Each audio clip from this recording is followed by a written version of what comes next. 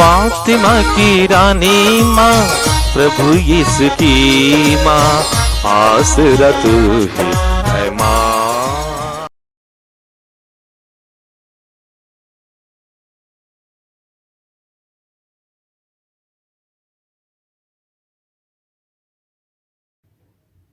पहला पाठ उत्पत्ति ग्रंथ अध्याय 6 पद संख्याएं 5 से 8 और अध्याय 7 का 1 से 5 और 10।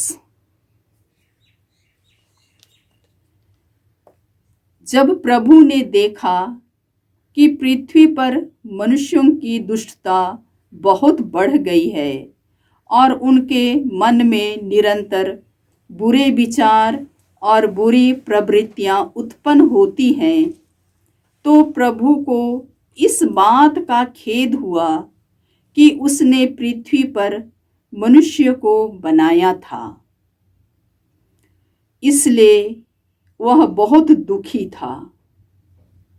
प्रभु ने कहा, मैं उस मनुष्य जाति को जिसकी मैंने सृष्टि की है पृथ्वी पर से मिटा दूंगा, और मनुष्यों के साथ साथ पशुओं, रेंगने वाले जीव जंतुओं और आकाश के पक्षियों को भी, क्योंकि मुझे खेद है कि मैंने उनको बनाया है।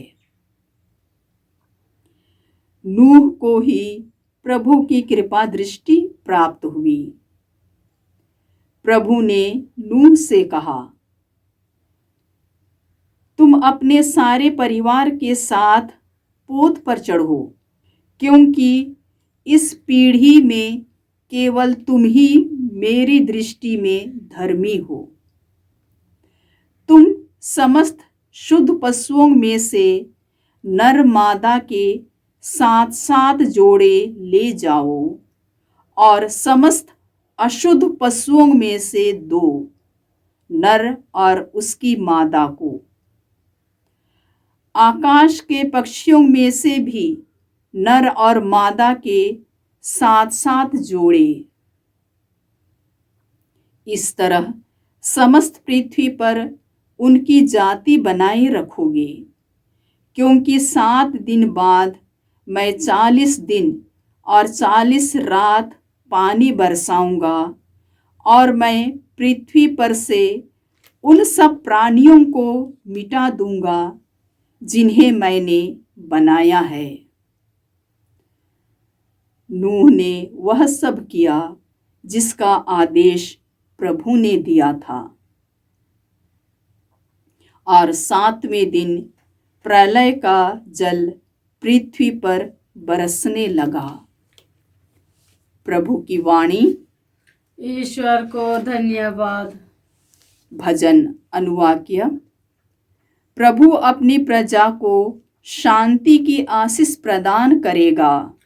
प्रभु अपनी प्रजा को शांति की आशीष प्रदान करेगा। हे स्वर्गदूतगण, प्रभु की महिमा का गीत गाओ, उसके सामर्थ्य का बखान करो, उसके महिमामय नाम की स्तुति करो, उसके पवित्र मंदिर में उसकी आराधना करो। अनुवाक्य। प्रभु अपनी प्रजा को शांति की आशीष प्रदान करेगा। प्रभु अपनी प्रजा को शांति की आशीष प्रदान करेगा। प्रभु की वाणी जल पर, सागर की लहरों पर गरजती है। प्रभु की वाणी शक्तिशाली है। प्रभु की वाणी प्रतापमय है। अनुवाक्य। प्रभु अपनी प्रजा को शांति की आशीष प्रदान करेगा। प्रभु अपनी प्रजा को शांति की आशीष प्रदान करेगा। प्रभु की महिमामय वाणी गरजती है। उसके मंदिर में सब बोल उठते हैं, प्रभु की जय। प्रभु जल प्रवाह के ऊपर विराजमान था। प्रभु सदा सर्वदा राज्य करेगा। अनुवाक्य। प्रभु अपनी प्रजा को शांति की आशीष प्रदान करेगा। प्रभु अपनी प्रजा को शांति की आशीष प्रदान करेगा। जय घोष। हालेलुया। यदि कोई मुझे प्यार करेगा तो वह मेरी शिक्षा पर चलेगा। मेरा पिता उसे प्यार करेगा और हम उसके पास आएंगे। हालेलुया। प्रभु आप लोगों के साथ हो और आपकी आत्मा के साथ। संत मार्कुस के अनुसार प्रभु यीशु ख्रिस्त का पवित्र सुसमाचार। हे प्रभु तेरी महिमा हो।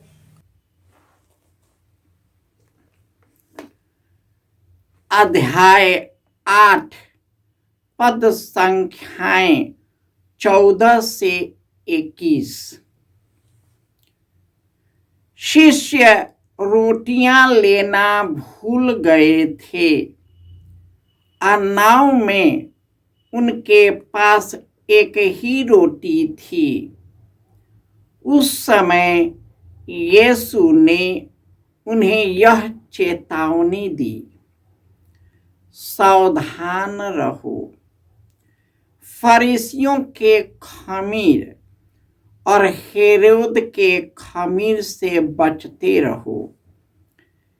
इस पर वे आपस में कहने लगे, हमारे पास रोटियां नहीं हैं, इसलिए वह ऐसा कहते हैं। यीशु ने यह जानकर उनसे कहा, तुम लोग यह क्यों सोचते हो कि हमारे पास रोटियां नहीं हैं? इसे यह ऐसा कहते हैं, क्या तुम अब तक नहीं जान गए हो, नहीं समझ गए हो? क्या तुम्हारी बुद्धि मारी गई है?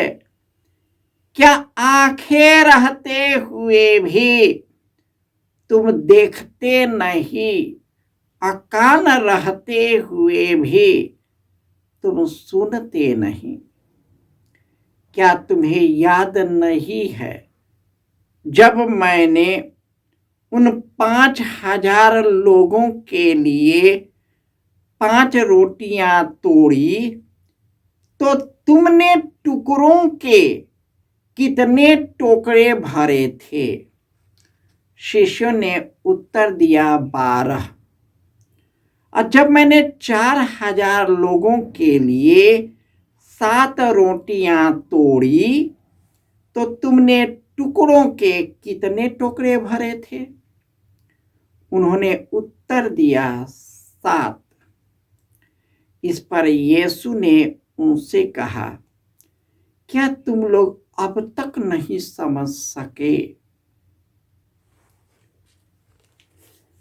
यह प्रभु का सुसमाचार है।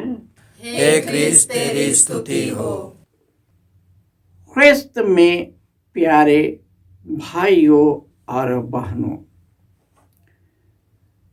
जब ईश्वर ने देखा कि पृथ्वी पर मनुष्य की दुष्टता बहुत बढ़ गई है, उनके मन में निरंतर बुरे विचार और बुरी प्रवृत्तियां उत्पन्न हो गई है, तो इससे ईश्वर को खेद हुआ कि उन्होंने मनुष्य को बनाया है। उसने प्रलय भेजा और एक जोड़ी को रख करके सब चीज को नष्ट हो गया।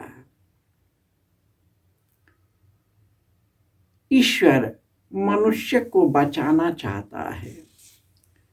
ईश्वर ने उन्हें बहुत अवसर दिया, लेकिन मनुष्य की प्रवृत्ति है कि उस हमेशा बुराई और कुचक्र में फंसता रहता है।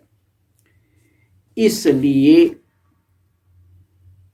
जो मनुष्य ईश्वर की शिक्षा को धारण करता है और उसकी संहिता का पालन करता है, उसके मार्ग और आदेशों के अनुसार जीवन व्यतीत करता है, ईश्वर उन्हें त्यागता नहीं, उसे छोड़ता नहीं, उसे न्याय दिलाता है, उसका समर्थन करता है, उन्हें पैर फिसलने वालों से उन्हें संभालता है। जब चिंताएं घेरे रहती है तो वह हमें सांत्वना देता है। मनुष्य बहुत चिंतित रहता है क्षण भंगुर आनंद और सुख के पीछे। वचन कहता है कि प्रभु यीशु कहते, स्वर्ग से उतरी हुई जीवंत रोटी मैं हूं, जो मुझे खाता है उसे अनंत जीवन प्राप्त है। वे यह भी कहते हैं कि जीवन की रोटी मैं हूं, जो मेरे पास आता है उसे कभी भूख नहीं लगेगी, और जो मुझ में विश्वास करता है उसे कभी प्यास नहीं लगेगी। शिष्य लोग यीशु को समझ नहीं पाए, उनके चमत्कारों और चिन्हों को देखा। उन लोगों ने यह भी देखा था कि कैसे यीशु 5 रोटी और 2 मछलियों से इतने लोगों को खिलाया, फिर भी जो स्वर्ग से उतरी हुई जीवंत रोटी यीशु है उन्हीं में विश्वास नहीं कर पाए, और वे इसी के लिए चिंतित थे। आज भी मनुष्य केवल इसी क्षण भंगुर चीजों के पीछे पागल है, दीवाना है, अपनी जिंदगी जी नहीं पाता। समय चलता रहता है, बीतता रहता है, हम चिंताओं से घिरे रहते हैं, चिंताएं जाती नहीं, अन्यास और चिंताओं को गढ़ते रहते हैं और अपने मन को अशुद्ध करते हैं। यीशु कहते हैं, डरो नहीं, चिंता मत करो कि हम क्या खाएंगे, क्या पिएंगे। तो आकाश के पक्षियों को देखो, लीली के फूलों को देखो। कई लोग बहस करते हैं, विशेषकर जो लोग थियोलॉजियन हैं, वो लोग कहते हैं कि ये तो यूं ही लिखा है। गलत है। ये बताता है कि हम लोग पूर्ण रूपेण किस पर विश्वास करते हैं। कई थियोलॉजियन विश्वास नहीं करते हैं, इस पर बहस करते हैं और इस सच्चाई को मानते नहीं, उनको उसी में विश्वास नहीं जो क्लास लेते हैं, केवल अपना विचारों को दे रहे हैं, उससे कुछ होने वाला नहीं है। ये हमारे विश्वास को तोड़ता है। यीशु ने कहा है कि उन पर विश्वास करो, उस पर भरोसा करो, वह तुम्हें आत्मिक शक्ति से भरेगा और करने की क्षमता भी देगा। नहीं तो आप अपने चिंताओं में फंस कर करोगे तो केवल चिंता ही घेरेगा। ईश्वर ने, याद रखिए, हमने जो जो मांगा नहीं उससे ज्यादा ईश्वर ने दे चुका है, तो वह भी पूरा करेगा जो हमें मिला नहीं। परंतु उसके लिए चिंतित रहना, दुखी रहना, परेशान करना अनुचित है। हमें पूर्ण यीशु में विश्वास करना है। यदि विश्वास नहीं है तो हमारी शिक्षा धर्म ग्रंथ व्यर्थ है। हम शास्त्री और फरीसी ही हैं। शास्त्री फरीसी कोई नहीं, शास्त्री फरीसी हम और आप हैं, जो चीज़ों को गढ़ते हैं और हम ईश्वर की शिक्षा को से विमुख होते हैं, यीशु की शिक्षा को अपनाते नहीं और हम मनगढ़ंत चीज़ों को रखते हैं और उसी पर चलकर अपने जीवन को और दूसरे के जीवन को बर्बाद करते हैं।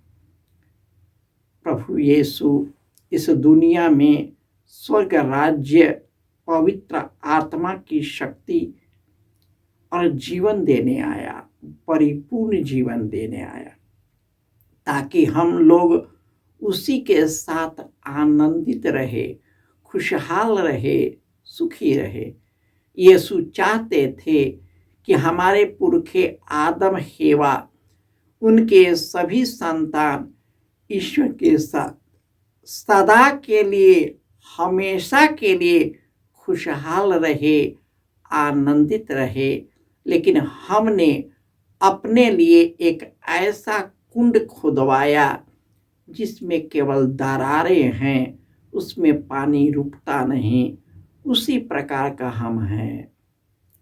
इसलिए यदि हमने पाप किया है और कई प्रकार के पापों से संलिप्त है, बंधनों से संलिप्त है, जो हमारे जीवन को और दूसरे के जीवन को नष्ट करता है, यीशु के चरणों में समर्पित करें, ताकि यीशु मेरे जीवन को, आपके जीवन को अपने काबू में कर अनंत स्थान की ओर ले चले। जय यीशु।